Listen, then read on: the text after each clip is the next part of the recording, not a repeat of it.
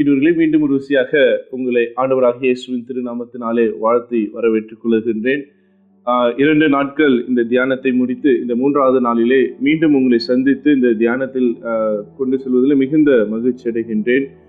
குறிப்பாக ஆதியாகமம் 11ஆம் அதிகாரம் வசனங்கள் 1 முதல் 9 வரை இந்த நாளிலே நம்ம படிக்க கேட்டோம்.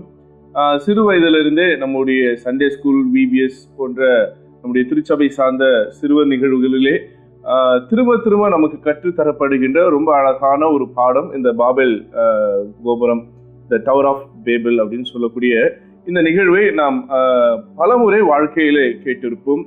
ஆனால் இதுக்குள்ள மிகப்பெரிய ஒரு திட்டத்தை ஆண்டவர் வைத்திருக்கிறார். இதுல ஒரு அழகான ஒரு மீட்பின் செய்தியும் அந்த சால்வேஷனுக்கான ப்ராசஸையும் ஆண்டவர் இந்த பகுதியிலே நமக்கு வெளிப்படுத்துகிறதை நாம் புரிந்து கொள்ள முடிகிறது. ஒருவேளை இந்த பைபிள் ஸ்டடியோடைய இந்த மெடிடேஷனோட மிக முக்கியமான நோக்கமே நமக்கு ரொம்ப தெரிந்த பகுதிகளை ஒரு புது பார்வையோடு, குறிப்பாக மீட்பு, ரட்சிப்பு என்னக்கூடிய அந்த ப்ராசஸ், அந்த மீட்பு என சொல்லப்படுகின்ற அந்த பயணத்தின் வழியாக இந்த திருமறை பகுதிகளை நாம் அணுகும்போது புதிய புதிய தகவல்கள், புதிய புதிய கருத்துக்கள் நம் வேதத்திலிருந்து பெற்றுக்கொள்ள முடிகிறது.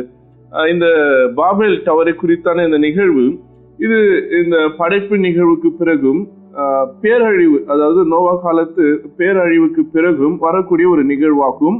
அதே போல நம்முடைய முற்பிதா என்று சொல்லப்படுகிற நம்முடைய விசுவாசத்தின் தந்தையாக இருக்கக்கூடிய ஆபிரகாம் ஐயாவுடைய வாழ்வுக்கு முன்பாக வரக்கூடிய ஒரு ரொம்ப அழகான ஒரு பகுதி இந்த பாபேல் கோபுரம். இந்த பாபேல் கோபுரத்தை பொறுத்த மட்டும் அந்த முதல் வசனம் இப்படியாக தொடங்குகிறது. 11ஆம் அதிகாரம் முதல் வசனம், பூமி எங்கும் ஒரே பாஷையும் ஒரே விதமான பேச்சும் இருந்தது. அப்படின்னும் போது இங்க அந்த டிஃப்ரெண்ட் லிங்குவிஸ்டிக் என சொல்லப்படுகிற பல்வேறு தரப்பட்ட மொழிகள் வராத ஒரு சூழ்நிலை தொடக்க காலத்திலே, அதாவது பூமியிலே மனிதர்கள் படைக்கப்பட்ட காலத்தில் இருக்கக்கூடிய ஒரு நிகழ்வாக இதை நம்ம பார்க்கின்றோம். ஆனால் இங்க என்ன ஒரு ரொம்ப பெரிய பிரச்சனை ஏற்படுகிறது என்றால், when they started to communicate, they want to become God அப்படின்னு சொல்லுவாங்க. அதாவது அவர்கள் தொடர்பு கொண்டு ஆரம்பித்த பிறகு அவர்கள் கடவுளாய் மாற அவர்கள் முயற்சி செய்கிறார்கள். இன்னைக்கு கூட இந்த தொடர்பு கருவிகள், ஒருவேளை இன்டர்நெட்டாக இருக்கலாம், இல்ல செல்போன்ஸா இருக்கலாம், இந்த இன்டர்நெட், இந்த தொடர்பு கருவிகள் வளர வளர மக்களுக்குள்ளாக ஒரு பயம் வளர்ந்து கொண்டே இருக்கிறது. ஏனென்றால் இந்த தொடர்பு எவ்வளவு அதிகமாக வளர்ந்து கொண்டே இருக்கிறதோ அவன் அவ்வளவு அதிகமாக அதிகாரம் பெற்றவனாக, ஆற்றல் பெற்றவனாக மாறிவிடுகின்றான். அப்படி இருக்கிற ஒரு சூழ்நிலையில இந்த பாபேல் டவருடைய அடிப்படையே பார்த்தீங்கன்னா, they started to communicate each other. அவங்களுடைய எண்ணங்களை, அவங்களுடைய விருப்பங்களை ஒருவர் பகிர்ந்து கொள்ள ஆசைப்படுகிறார். இங்கதான் ஒரு விருப்பத்தை அவங்க செய்கிறாங்க. இந்த 2ஆம் வசனத்துல நம்ம பார்ப்போம் என்றால், ஜனங்கள் கிழக்கே இருந்து பிரயாணம் பண்ணுகையிலே சினேய தேசத்திலே சமபூமியை கண்டு அங்கே குடியிருந்தார்கள். அப்போ இந்த சமபூமி அப்படின்ற கான்செப்ட் நம்ம எங்க பார்ப்போம்னா, நம்மளுடைய இந்த ஆதி காலத்துல இருக்கக்கூடிய, நம்முடைய வரலாற்றில் இருக்கக்கூடிய இந்த வாழ்வியல் சம்பந்தப்பட்ட இடங்கள், மெசபோட்டோமியா சிவிலைசேஷன் எடுத்திருக்கலாம், இண்டஸ் வேலி சிவிலைசேஷனாக எடுத்துக்கொள்ளலாம். இப்படிப்பட்ட சிவிலைசேஷன்ஸ்ல இருக்கக்கூடிய மிகப்பெரிய காரியங்கள் என்னவென்றால், நம்ம உணர்ந்து கொள்ளுகின்றது என்னன்னா, அந்த சமபூமியில் அவங்க வாழும்போது நாகரிகம் தோன்றுகிறதாக நம்ம பார்க்கின்றோம். இந்த சிவிலைசேஷனாலே நாகரிகம் தான். அப்போ இங்க ஒரு நாகரிகத்தை, ஒரு சிவிலைசேஷனை இவங்க எஸ்டாப்ளிஷ் பண்றாங்க த்ரூ கம்யூனிகேஷன். இப்போ இந்த கம்யூனிகேஷன் வழியாக இவங்க கொண்டு வரக்கூடிய மிக முக்கியமான செய்தி அப்படின்னு நம்ம பார்ப்போம் என்றால், 3ஆம் வசனத்திலே, அப்பொழுது அவர்கள், நாம் செங்கல் அறுத்து அதை நன்றாய் சுடுவோம் வாருங்கள் என்று ஒருவர் பேசிக்கொண்டார்கள். அப்போ இந்த சிவிலைசேஷனுடைய growth எப்படி இருக்கு? இந்த பேபல் டவர், இந்த பாபேல் கோபுரம் கட்டும்பொழுது இவங்களுடைய நாகரிகம் எப்படி இருக்குன்னா, அவங்க நெருப்பை கண்டுபிடித்து இருக்கிறார்கள். ஏன்னா சுடலாம் அப்படின்னு சொல்லும்போது, அப்போ நெருப்பை வைத்து அவர்கள் வேலைகளை செய்ய தொடங்கி இருக்கிறார்கள், மண்ணை வைத்து தொடங்கி இருக்கிறார்கள். அது மட்டும் இல்லாம அவங்க கட்டடங்களை எழுப்புற அளவுக்கு அவங்களுடைய சிவிலைசேஷன், அவங்களுடைய நாகரிகம் வளர்ந்திருக்கிறது என்பதை நாம் இந்த காலை வேளையிலே புரிந்து கொள்ள முடிகிறது. ரைட்.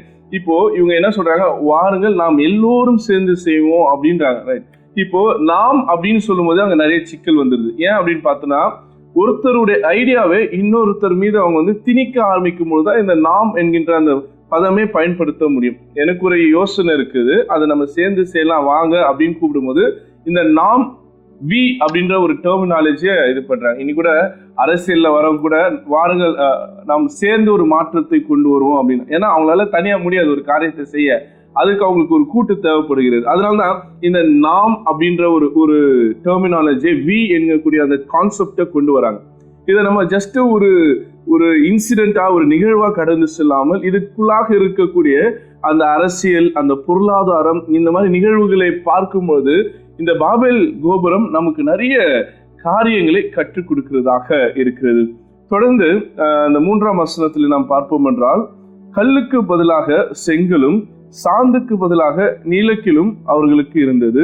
பின்னும் அவர்கள், நாம் பூமியின் மீதெங்கும் சிதறி போகாதபடிக்கு நமக்கு ஒரு நகரத்தையும் வானத்தை அளவும் சிகரமுள்ள ஒரு கோபுரத்தையும் கட்டி நமக்கு பேர் உண்டாக பண்ணுவோம் வாருங்கள் என்று சொல்லிக் கொண்டார்கள். ரொம்ப அழகான ஒரு திட்டத்தை இவர்கள் இங்க தீட்டி வைக்கிறதாக நம்ம புரிந்து கொள்ளலாம். இந்த திட்டம் எப்படிப்பட்ட திட்டம்னா, இந்த சிவிலைசேஷன் அவங்க தங்களுக்கான ஒரு அமைப்பை ஏற்படுத்த யோசிக்கிறாங்க, ஒரு சிஸ்டத்தை ஏற்படுத்த யோசிக்கிறாங்க. ஒரு நகரம், ஒரு சிட்டியை ஏற்படுத்திட்டு அதுக்கு வந்து ஒரு டவரை கட்டணும்னு யோசிக்கிறாங்க. அந்த டவர் எப்படிப்பட்ட டவராக இருக்கணும்னா, வானத்தை அளவும் சிகரமுள்ள ஒரு கோபுரத்தை கட்டணும் அப்படின்றாங்க. இதை கட்டுறதுடைய எண்ட் ப்ராடக்ட் அவங்க என்ன எதிர்பார்க்கிறாங்கன்னா, நமக்கு பேர் உண்டாக பண்ணுவோம் வாருங்கள் என்று சொல்லி கொண்டார்கள். ரைட், இப்போ இங்கதான் இந்த நாளுக்கான தீமே அடங்கி இருக்கிறது. இந்த நாளுக்கான தலைப்பு நம்ம இப்படியாக வைத்திருக்கிறோம், pride breaks humility build. Pride breaks humility builds என்கின்ற தலைப்பின் கீழாக, அதாவது பெருமை அழிக்கும் தாழ்மை கட்டி எழுப்பும் என்கிற தலைப்பின் கீழாக யோசிக்கின்றோம். ஒருவேளை ஆதியாகமம் 3ஆம் அதிகாரம் நேற்று தினத்திலே நம்ம சிந்தித்தோம். அங்கே மனிதன் விழுந்ததுக்கு மிகப்பெரிய காரணம் அப்படின்னு நம்ம யோசித்து பார்ப்போம் என்றால், அங்கே பார்க்கும்போது அவன் வந்து கடவுளுடைய திட்டத்திற்கு எதிராக செயல்பட தொடங்கியதுதான். ஆனா இங்க ஆதியாகமம் 11ஆம் அதிகாரத்துல இங்க அவன் செய்யக்கூடிய இன்னொரு பாவம், இன்னொரு வீழ்ச்சி அப்படின்னு பார்த்தோம்னா, அவன் நாகரிகம் அப்படின்றது மட்டுமல்ல, இந்த நாகரிகத்தின் வழியாக he wanted to challenge God. கடவுளிடத்தில் நிகராக போட்டியிடும் கூடிய அளவுக்கு தன்னை அதிகாரம் நிறைந்தவனாக மாற்றிக்கொள்ள ஆசைப்படுகின்றான். அப்படின்னா அவனுக்குள்ள பெருமை வர ஆரம்பிச்சிருச்சு. நம்ம கிட்ட நெருப்பு இருக்கு, நம்ம கிட்ட கல் இருக்கு, நம்ம கிட்ட நல்ல ஆட்கள் இருக்கிறாங்க, நம்ம சொன்னா கேட்கக்கூடிய ஒரு கூட்டத்தை ஏற்படுத்தி இருக்கிறோம், ஒரு நாகரிகத்தை ஏற்படுத்தி இருக்கிறோம், ஒரு நகரத்தை கட்டி எழுப்ப போகிறோம், அதோடு சேர்ந்து ஒரு கோபுரத்தை கட்டி எழுப்ப போகிறோம். நாம் கடவுளுக்கு நிகரானவர்கள், because we are started to creating things அப்படின்ற ஒரு ஐடியாலஜி வருது பாருங்க. அப்போ நான் ஒரு காரியத்தை படைக்கிறேன், நான் ஒரு காரியத்தை உருவாக்குறேன் அப்படின்னும் போது ஆட்டோமேட்டிக்கா ஒரு திமிரு, ஒரு பெருமை, ஒரு ஆணவம் ஒருவனுக்குள்ளாக தோன்றி விடுகிறது. அந்த வெளிப்பாடுதான் இந்த பாபேல் டவர். பல நேரங்கள்ல நம்ம வாழ்க்கையில நாம் ஏன் ஒரு மிகப்பெரிய அடியோ, ஒரு மிகப்பெரிய ஒரு சறுக்கலையோ, ஒரு மிகப்பெரிய ஒரு தோல்வியை சந்திக்கிறோம்னா, இன்னைக்கு நம்முடைய தலைக்கு மேலாக இந்த பெருமை என்ன சொல்லப்படுகின்ற இந்த காரியம் ஏறி நிற்கிறதோ, அன்னைக்கு நம்ம வாழ்க்கையில இறங்க ஆரம்பித்து விடுகிறோம் என்பதுல ரொம்ப முக்கியமான ஒரு செய்தியாக இருக்கிறது. பல நேரங்கள்ல நாம் பெருமைப்படும் போது கடவுள் நமக்கு எதிர்த்து நிற்கிறார். இது நான் சொல்லல, நம்முடைய திருமறை நமக்கு கற்றுக் கொடுக்கின்ற ஒரு அழகான செய்தியாக இருக்கிறது. நம்ம எல்லாருக்கும் தெரிந்த வசனம், பெருமை உள்ளவனுக்கு கர்த்தர் எதிர்த்து நிற்கிறார், தாழ்மை உள்ளவனிடத்திலே அவருடைய கிருபை தங்கும் என்று நாம் அறிந்திருக்கிறோம். அப்போ என்னைக்கெல்லாம் மனிதன் பெருமை அடைகின்றானோ, என்னைக்கெல்லாம் மனிதன் தன்னை பெருமை உள்ளவனாக நினைத்துக் கொள்கின்றானோ, கர்த்தர் அவனுக்கு எதிராக இருக்கிறான் என்பதை புரிந்து கொள்ள வேண்டியதாக இருக்கிறது.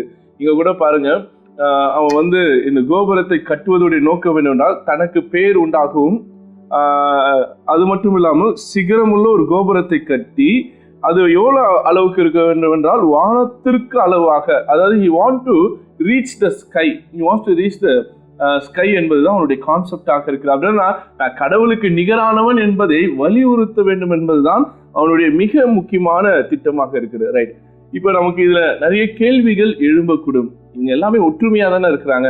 ஏன்னா இன்னைக்கு எல்லாருமே பேசக்கூடிய ஒரு கான்செப்ட் பாத்தீங்கன்னா யூனிட்டி, ஒற்றுமையா இருக்கணும். நம்ம திருச்சபையில கூட நம்ம சொல்றது மக்கள் எல்லாம் ஒற்றுமையா இருக்கணும், கிறிஸ்தவர்கள் ஒன்றிணைத்து இருக்கணும், பாகுபாடு இருக்காது, வேறுபாடுகள் இருக்கக்கூடாது, எல்லோரும் ஒரே மக்களாய் வாழணும் அப்படின்ற ஒரு எண்ணம் எல்லாரிடத்துல இருக்கிறது. ஆனால் கடவுளை சார்ந்து நம்ம ஒற்றுமையா இருந்தா பிரச்சனையே கிடையாது. ஆனா நம்ம எதுக்கு சேர்ந்து வரோம், எதுக்கு ஒற்றுமையா இருக்கிறோன்றது மிகப்பெரிய கேள்வி. எந்த கான்செப்ட்ல நாம் இணைக்கப்படுகிறோம்?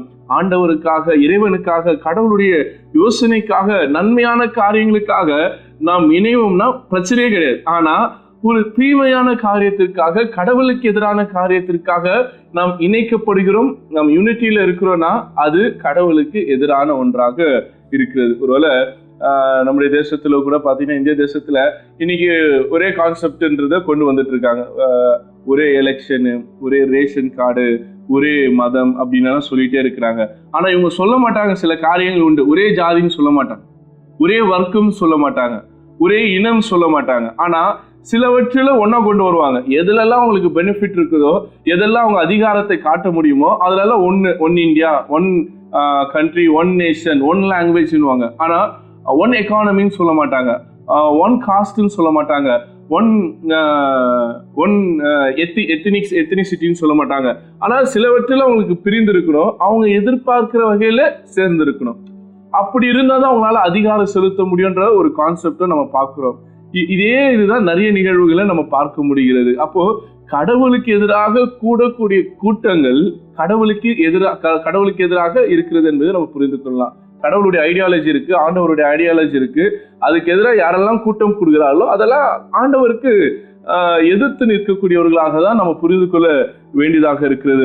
The unity without God, Genesis 11:1 நமக்கு கற்றுக் கொடுக்கின்ற ரொம்ப அழகான ஒரு பாடமாக இருக்கிறது. ரைட், இப்போ இதே யூனிட்டி நம்ம பைபிள்ல வேற ஒரு இடத்துல பார்க்கிறோம். அது என்னன்னா, அப்போஸ்தலர் 2ஆம் அதிகாரத்துல நம்ம வாசித்து பார்ப்போம் என்றால், திருச்சபையுடைய பிறந்த நாள் பெண்டெகாஸ்டல் டே அன்னைக்கு பார்த்தீங்கன்னா, அன்னைக்கு பலதரப்பட்ட மக்கள் அந்த மேல் வீட்டறையிலே கூடியிருக்கிறார்கள். அவர்கள் பரிசுத்த ஆவியானவரால் ஒன்றிணைக்கப்பட்டு அவர்கள் பற்பல பாஷை பேசக்கூடியவர்கள் அந்த இடத்துல ஆண்டவரை துதித்தார்கள். அங்கே ஒரு ஒன்றிப்பு இருந்தது. இப்போ இங்க ஒரு யூனிட்டி இருக்கு. பெண்டெகாஸ்டல் டே அன்னைக்கு ஒரு யூனிட்டி இருந்தது. ஏன் பாபேல் கோபுரத்தை கட்டக்கூடிய அந்த யூனிட்டியை ஆண்டவர் சிதைத்து போட்டார், ஆனால் பெந்தெகோஸ்தே நாளில் இருந்த அந்த யூனிட்டியை ஆசீர்வதித்தார் அப்படின்றதுக்கு கேள்வி என்னன்னா, இது against the will of God, இது to for the will of God, கடவுளுக்கு ஏற்ற ஒரு எண்ணமாக இது இருந்தது. அப்போ நம்ம ஒற்றுமையா இருக்கலாம். ஆனா எப்போ ஒற்றுமையா இருக்கணும்னா, கடவுளுக்கு ஏற்ற விஷயங்களுக்கும் ஆண்டவர் விரும்புகிற காரியங்களுக்கு நாம் ஒற்றுமையாக இருப்போம் என்றால் ஆண்டவர் நம்மை அதிகமாக ஆசீர்வதிப்பார். அதுவே ஆண்டவருக்கு எதிரான காரியங்கள்ல ஒருவேளை ஏதாவது ஒரு பிரச்சனை பண்ணணும், ஏதாவது ஒரு குழப்பத்தை கொண்டு வரணும், நம்ம ஒரு டீம் ஃபார்ம் பண்ணலாம். இன்னைக்கு கூட சர்ச்சஸ்ல பாத்தீங்கன்னா இந்த குரூப்பிசம் ரொம்ப அதிகமா இருக்கும் பாருங்க. அப்போ சர்ச்சை வளர்க்கறதுக்காக குரூப்பிசம் இருந்தா நல்லது. ஆனா அதே சர்ச்சில் குழப்பத்தை உண்டாக்கி சர்ச்சை பிரிக்கணும்னு சில குரூப்ஸ் எழும்புறாங்க பாருங்க. அப்படிப்பட்ட யூனிட்டியை கடவுள் எதிர்க்கிறவராக இருக்கிறார். அருமையான தேவச்சனமே, இந்த காலை வேளையிலே ஆண்டவர் கற்றுத்தருகின்ற இந்த ரொம்ப அழகான இன்னொரு பாடம் என்னவென்றால், the theology of human self-sufficiency. மனிதன் என்னைக்கு தனக்கு தேவையானதை தானே பார்த்துக்கொள்ள முடியும், தானே அவைகளை ஏற்படுத்தி கொள்ள முடியும் என்று தன்னை சார்ந்து அவன் வாழ்க்கையை கட்டுப்படுத்த ஆரம்பிக்கிறானோ அன்னைக்கு அவன் கடவுளுக்கு எதிராக மாறுகின்றான். ஏன்னா என்னைக்கு அவன் என்னால எல்லாமே முடியும், என்னால எல்லாவற்றையும் சாதிக்க முடியும், என்கிட்ட எல்லாவற்றுக்கும் ஆற்றல் இருக்குன்னு நினைக்கிறானோ அன்னைக்கு ஆட்டோமேட்டிக்கா பெருமை வந்தது. அடுத்தது கடவுளை சார்ந்து இருக்கிற நிலையிலிருந்து அவன் மாறுபடுகின்றான், கடவுளுக்கு எதிராக அவன் திரும்புகிறதாக நாம் புரிந்து கொள்ளலாம். அதுதான் 3ஆம் வசனம் 4ஆம் வசனம் நமக்கு கற்றுத்தருகிறது.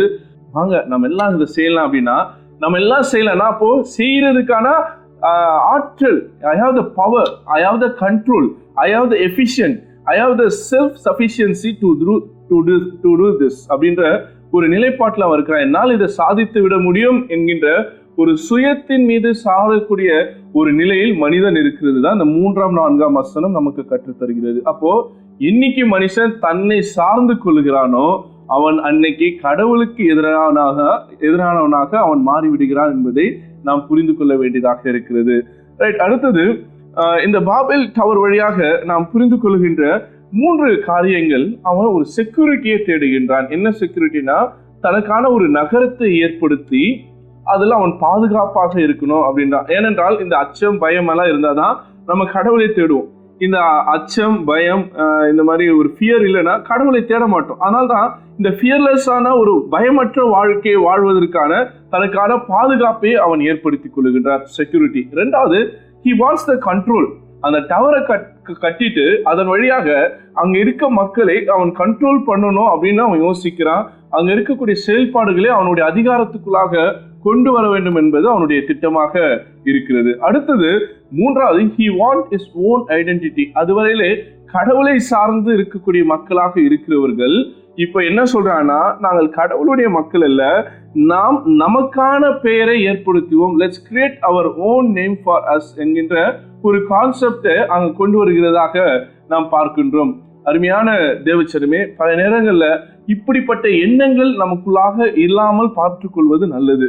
எப்போதுமே நம்முடைய வாழ்க்கை கடவுளை சார்ந்திருக்கவும், நம்முடைய அதிகாரம் நம்முடைய கண்ட்ரோல் கடவுளிடத்திலும், நம்முடைய ஐடென்டிட்டி என்னுடைய அடையாளம் ஆண்டவரை சார்ந்து இருக்கும்போது அது பரிசுத்தமானதாகவும் தூய்மையானதாக இருக்கும். என் ஐடென்டிட்டியை என் பேர் சுமந்திருக்கும், நான் தான் என் பேருக்கான அடையாளம் என்று ஒரு சுயநலத்தோடு நம்ம வாழ ஆரம்பிப்போம் என்றால் நாம் கடவுளுக்கு எதிரானவர்களாக மாறுவதற்கான வாய்ப்புகள் உண்டு என்பதுதான் இந்த பாபேல் கோபுரம் நமக்கு கற்றுத்தரக்கூடிய ஒரு செய்தியாக இருக்கிறது. அடுத்ததாக மூன்றாவது குறிப்பு 11ஆம் அதிகாரம் 5ஆம் வசனத்தை நம்ம வாசித்து பார்ப்போம். மனுபுத்திரர் கட்டுகிற நகரத்தையும் கோபுரத்தையும் பார்க்கிறதற்கு கர்த்தர் இறங்கினார். அவங்களுடைய கான்செப்டே என்னன்னு ஆரம்பிச்சாங்க, நம்ம இந்த டவரை கட்டுவோம், இந்த டவர் எதை ரீச் பண்ணணும்னு யோசிச்சாங்க, அந்த வானத்தை தொடணும்னு யோசிச்சாங்க. ஆனா அவங்க தொட்டாங்களான்னு கேட்டீங்கன்னா பதில் 5ஆம் வசனம் நமக்கு கற்றுத்தருகிறது. அவங்க தொடல, யாராலையும் தொட முடியாது. ஏன்னா ஆண்டவரை தொடுவதற்கும் அவரை ரீச் பண்ணுவதற்கும் மனிதன் ஏமாத்திரம். அதனாலதான் அந்த வசனம் ஒரு ஐரணியாக கொடுக்கப்படுகிறது. அது வந்து ஒரு ஒரு ஒரு கிண்டலாக அந்த வசனம் போடப்பட்டிருக்கிறது.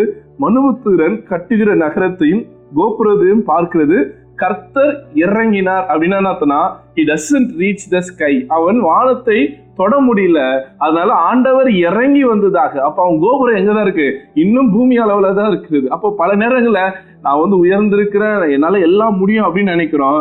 ஆனா நம்ம என்னதான் பண்ணிருக்கிறோம்னு பாக்குறதுக்காக ஆண்டவர் இறங்குற அளவுக்கு தான் நம்முடைய வாழ்க்கை இருக்கிறது என்பதை இந்த பாபேல் கோபுரம் நமக்கு கற்றுத்தருகின்ற செய்தியாக இருக்கிறது. But the Lord come down to see the city and the town அப்படின்னு. அப்போ அது தொடணும்னு நினைச்சவனால தொடவே முடியல என்பதை நாம் புரிந்து கொள்கிறோம். சங்கீதம் 2ஆம் சங்கீதத்தை அழகா ஒரு வசனம் இருக்கிறது. வானத்தில் இருக்கிறவர் நகைப்பார், அவர் வந்து சிங்காசனத்தில் இருக்கிறவர் மனிதனை பார்த்து நகைக்கிறார் என்கின்ற ஒரு வசனம் இருக்கிறது. அது போல பல நேரங்கள்ல நாம் செய்கின்ற காரியங்கள் ஆண்டவருக்கு இப்படிப்பட்ட ஒரு நகைப்பை ஏற்படுத்துகின்ற ஒன்றாக அமைந்து விடுகிறது. அடுத்ததாக நான் நிறைவு செய்ய விரும்புகின்றேன். கடவுள் இந்த மக்களுடைய பாஷையை அவர் தாறுமாறாக மாற்றி போடுகிறார் என்பதை நம்ம 6ஆம் வசனத்திலே பார்க்கின்றோம். அப்பொழுது கர்த்தர், இதோ ஜனங்கள் ஒரே கூட்டமாய் இருக்கிறார்கள், அவர்கள் அனைவருக்கும் ஒரே பாஷையும் இருக்கிறது, அவர்கள் இதை செய்ய தொடங்கினார்கள், இப்பொழுதும் தங்கள் செய்ய நினைத்ததும் ஒன்றும் தடைப்பட மாட்டாது என்று இருக்கிறார்கள். அப்போ இங்க ஆண்டவர் சொல்றாரு, அவங்க ரொம்ப கான்பிடென்டா இருக்கிறாங்க, நான் நினைச்சது தடை பண்ண முடியாதது, யாராலும் தடை செய்ய முடியாது என்பதை தங்கள் சுயத்தின் மீது அதிக நம்பிக்கை கொண்டவர்களாக, ரொம்ப அவங்க ஆணவம் பிடித்தவர்களாக, பெருமை பிடித்தவர்களாக இருக்கிறார்கள் என்பதை இங்கே ஆண்டவர் உணர்கிறார். அதனால 7ஆம் வசனத்துல பாருங்க, நாம் இறங்கி போய் ஒருவர் பேசுவதை மற்றவர் அறியாதபடிக்கு அங்கே அவர்கள் பாஷையை தாறுமாறாக்குவோம் என்றார். அப்போ இங்க கடவுள் வந்து ஒரு செப்பரேஷனை, ஒரு டிஃப்ரெண்டான லிங்குவிஸ்டிக் கல்ச்சரை ஏற்படுத்துவதன் நோக்கம் என்னவென்றால், இவங்க என்னைக்கு ஒரே லாங்குவேஜ்ல கம்யூனிகேட் பண்றாங்களோ அவங்க சுயத்தை சார விரும்புகிறார்கள், கடவுளை மறக்க தொடங்குகிறார்கள். இந்த இதிலிருந்து இவர்களை வெளிக்கொண்டு வருவதற்காக, இவங்களை ரட்சிப்பதற்காக தான் ஆண்டவர் இந்த பல பாஷைகளை கொண்டு வந்தவருடைய நோக்கமா இருக்கிறது. ஒருவேளை நம்ம நினைக்கலாம், என்னது இது, ஆண்டவர் இந்த ஜனத்தை இப்படி பனிஷ் பண்ணிட்டாரு, why God has punished them அப்படின்ற ஒரு கேள்வி எழுப்பலாம். இது வந்து பனிஷ்மெண்டே கிடையாது, இட்ஸ் a salvation process. ஏன்னா இப்படியே விட்டிருந்தார்கள் என்றால் இந்த மனிதர்கள் தங்களை தாங்களே உயர்த்தி கடவுளுக்கு எதிராக செயல்பட்டு அவர்கள் முழுவதும் அழிந்து போயிருப்பார்கள்.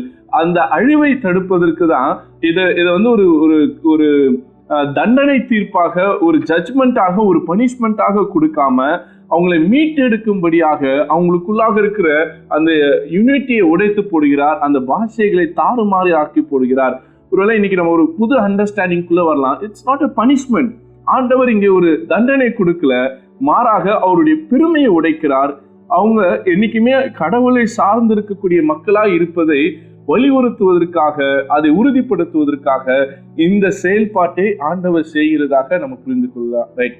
இதிலிருந்து நம்முடைய வாழ்க்கையில் நம்ம கற்றுக்கொள்ளுகின்ற செய்தி என்னவென்றால், நாம் என்றைக்கும் நம்முடைய வாழ்க்கையில கர்த்தரை சார்ந்தவர்களாக, ஆண்டவரை மாத்திரம் பின்பற்றுகிறவர்களாக, ஆண்டவரை மாத்திரம் நம்பி இருக்கிறவர்களாக, ஒருவேளை நம்ம சுற்றி இருக்கிற ஒரு கூட்டம், நமக்காக இருக்கக்கூடிய ஒரு பலம், நமக்காக இருக்கக்கூடிய அதிகாரம் நிறைந்த மக்கள், இவங்களை நம்பி இருப்போம்னா இன்னைக்கு மனம் மாறுவதற்கான ஒரு அறைகூவலை ஆண்டவர் நம்ம கிட்ட கொடுக்கிறார்.